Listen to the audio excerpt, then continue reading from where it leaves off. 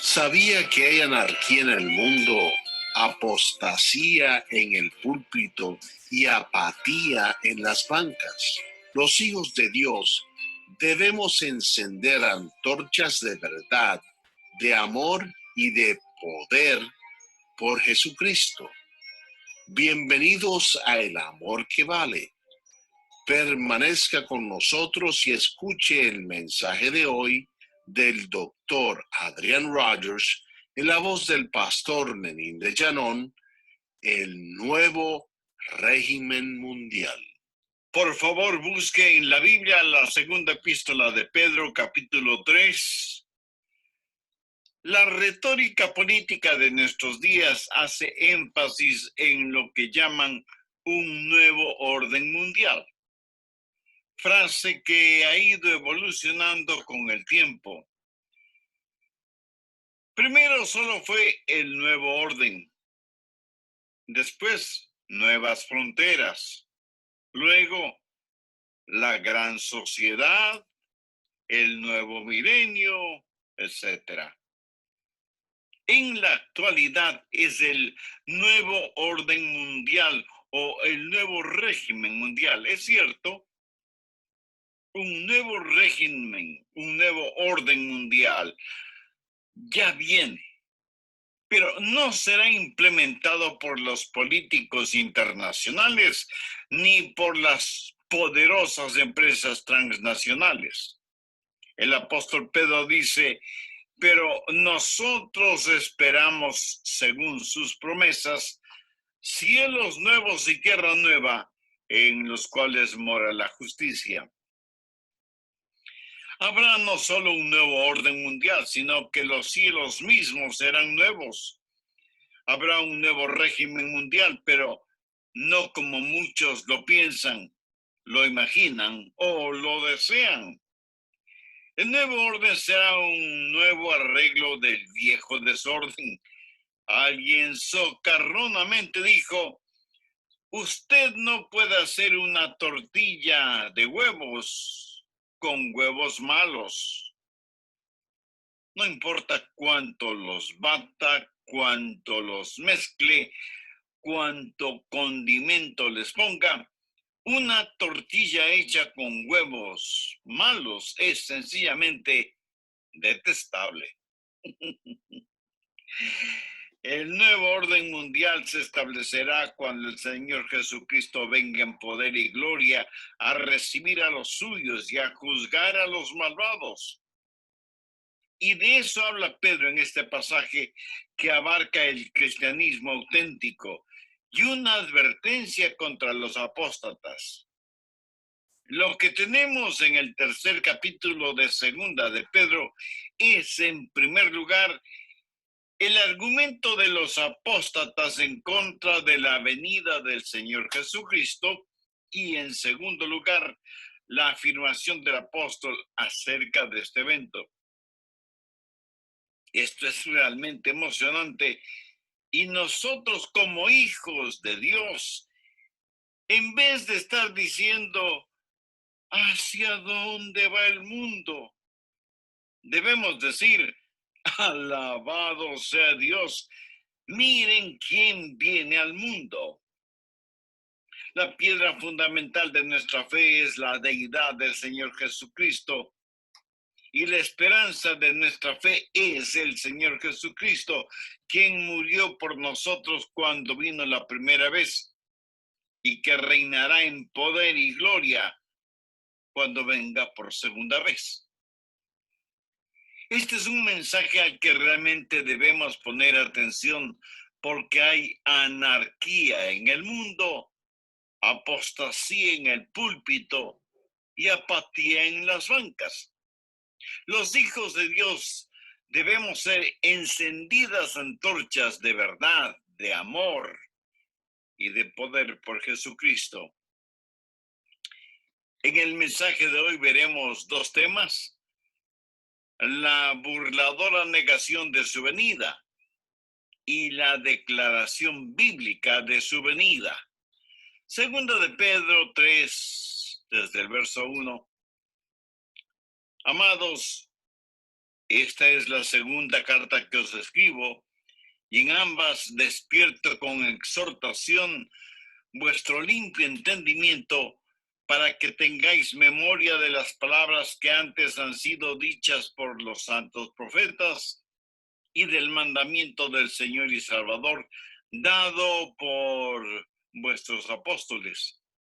Sabiendo primero esto, que en los postreros días vendrán burladores, andando según sus propias concupiscencias y diciendo: ¿dónde está la promesa de su advenimiento?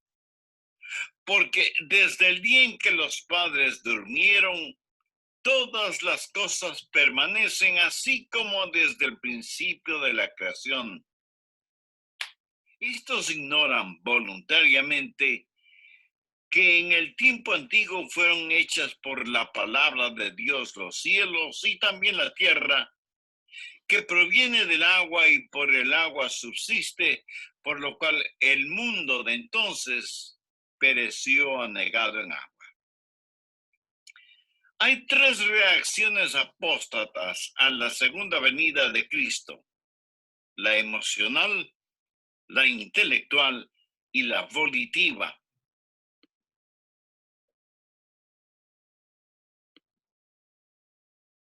A la segunda venida de Cristo: la emocional, la intelectual y la volitiva.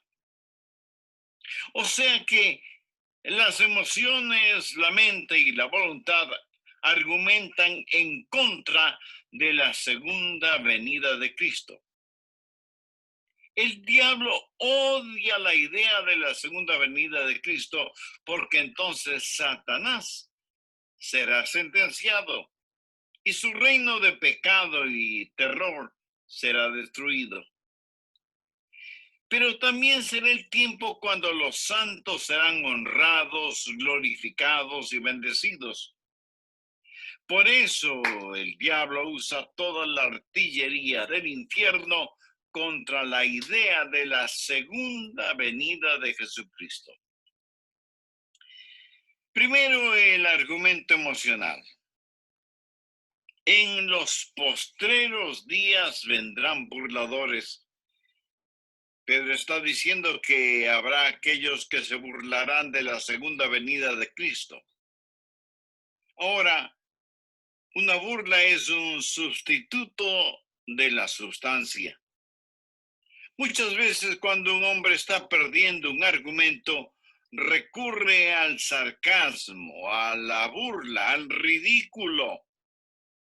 Cuando los hijos de Dios estamos firmes en nuestra fe y convicciones, somos objeto de burla y de escarnio. Se nos ridiculiza. Quienes viven una auténtica vida cristiana serán perseguidos y vilipendiados. Si del Señor Jesucristo se burlaron, ¿por qué no de nosotros? Jesús mismo dijo: el siervo no es mayor que su Señor. Anote al margen Marcos 5, verso 40. Y se burlaban de él. Y cuando Jesús iba hacia el Calvario, lo hizo en medio de burlas. Veamos Lucas 22, verso 63. Y los hombres que custodiaban a Jesús se burlaban de él y le golpeaban. ¿Se puede imaginar eso? Golpeando a Jesús, burlándose del Hijo de Dios. Así que si se burlan de usted en el colegio o en la universidad o en el lugar donde trabaja, porque usted mantiene firmes sus convicciones cristianas y las demuestra, tiene muy buena compañía, la de Jesús. Recuerde que en los postreros días vendrán burladores andando según sus propias concupiscencias. ¿Por qué algunas personas se vuelven tan negativamente emocionales acerca de la segunda venida de Cristo? porque están viviendo en la suciedad del pecado. Cuando alguien se burla de Cristo es porque aún es pecador no arrepentido ni salvado. Los burladores viven en sus propias concupiscencias y tienen las iniciales del diablo grabadas en sus corazones. Aquellos que se burlan de las cosas santas y sagradas están cubiertos con las huellas digitales del pecado. Pero ¿sabe qué? Dios también se reirá de ellos. Busque Proverbios 1:24. Por cuanto llamé, y pudiera ser que Dios esté hablando a alguno de ustedes ahora mismo. Por cuanto llamé y no quisisteis oír, extendí mi mano y no hubo quien atendiese, sino que desechasteis todo consejo mío y mi represión no quisisteis. También yo me reiré de vuestras calamidades y me burlaré cuando os viniere lo que teméis, cuando viniere como una destrucción lo que teméis y vuestra calamidad llegare como un torbellino, cuando sobre vosotros viniere tribulación y angustia. ¿Qué es lo que Dios está diciendo? Está diciendo, te irás riendo hacia el infierno, pero una vez ahí, ya no reirás. Hay un proverbio popular que dice, el que ríe al último, ríe mejor. Los burladores se mofan y dicen, ¿y dónde está la promesa de su venida? Los apóstatas no solo se contentan con no creer en las cosas sagradas, sino que tienen un diabólico deseo de burlarse de las cosas santas. Hubo un emperador romano llamado Julián. Cuando él era joven, dijo conocer a Jesucristo y ser un cristiano, pero en realidad nunca fue salvo. Y abandonó la fe que una vez profesó y se convirtió en un apóstata. Y persiguió a los cristianos ferozmente y se burló de la fe. Julián el apóstata tenía un amigo llamado Agatán. Habían crecido juntos, eran como hermanos. Luego cada cual siguió su propio camino. Después de muchos años se volvieron a ver. Agatán era un cristiano fiel y servía abnegadamente a Jesús día tras día.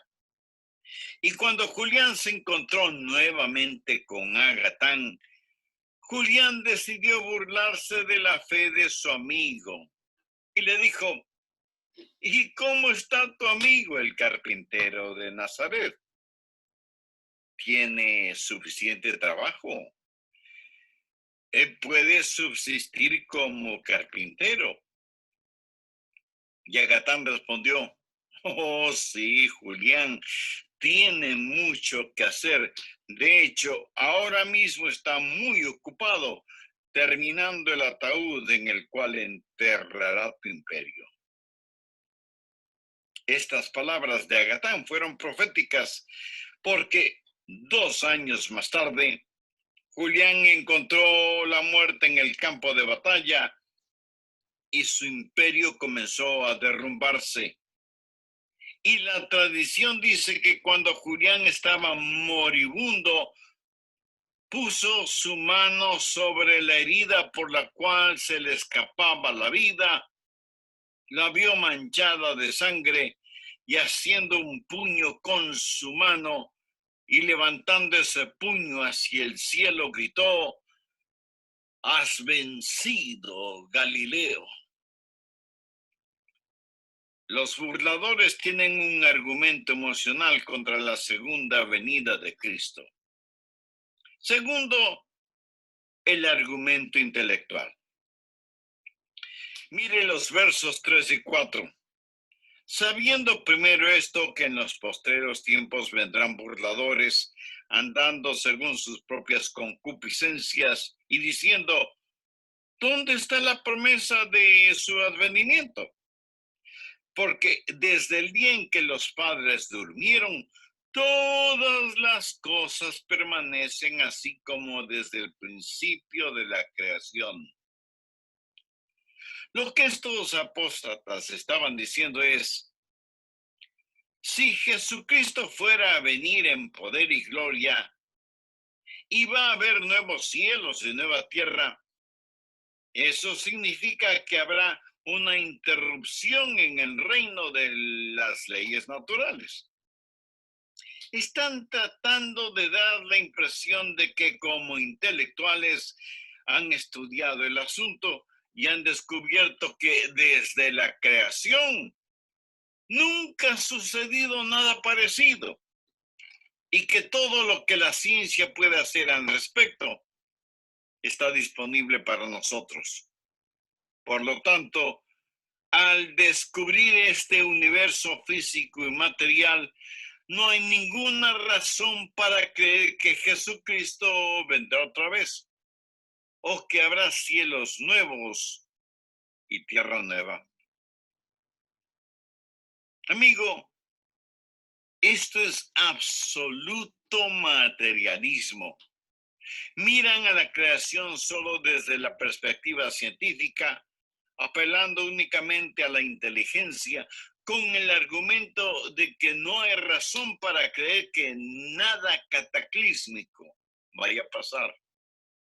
Por eso dijeron, todas las cosas permanecen como son desde que los padres durmieron, dando a entender que desde los ancestros, cuando ellos se murieron, las cosas siguen exactamente igual. Y en la actualidad hay personas que piensan de la misma manera. O no hay que preocuparse por la segunda venida de Cristo. Mi abuelo me decía que el bisabuelo de él le contaba que el bisabuelo de él también hablaba sobre el asunto. Nada va a pasar, las cosas seguirán como están. Me puedo imaginar a un pequeño niño en los días de Noé hablando con su papá y diciéndole, papi, quiero decirte algo. Hay un hombre llamado Noé y mientras hablábamos con él, nos dijo que Dios va a destruir el mundo por medio de un gran diluvio. Él está construyendo una enorme casa que la llama arca. Y nos dijo que si queremos, nosotros podemos entrar en esa arca con él cuando Dios mande el diluvio. Pero dice que para que entremos en el arca, tenemos que creer en su Dios. Papá, yo no quiero morir en el diluvio, lo que quiera que ese diluvio signifique. ¿No crees que deberías ir a hablar con el señor Noé sobre este asunto? El padre del pequeño empezó a reír. ¿Por qué te ríes de mí, papá? Oh, hijo, lo siento, no me estoy riendo de ti. Solo que recordé que cuando yo era un pequeño niño como tú, fui a jugar con mis amigos y ese viejo loco estaba construyendo esa cosa que llama arca. Y él nos dijo la misma historia que les ha dicho a ustedes ahora. Y me río porque, tal como tú, fui a decirle esas cosas a mi papá. ¿Y sabes qué? Mi papá me dijo que su papá le contó la misma historia. Hijo, olvídate del diluvio. Nadie jamás ha visto un diluvio.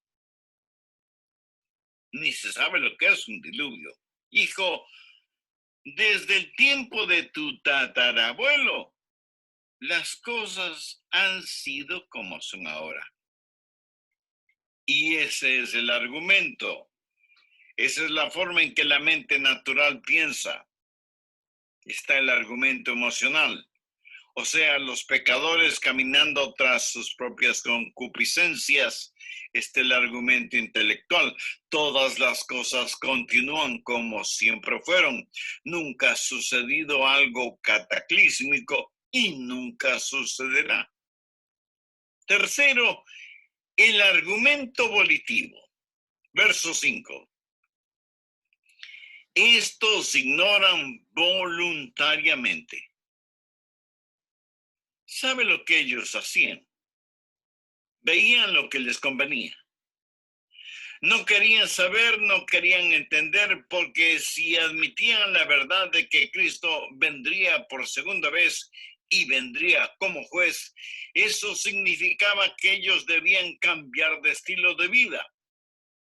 Así que si ignoraban esta verdad y la sacaban de sus mentes y la expulsaban de su corazón y la negaban, eventualmente desaparecería.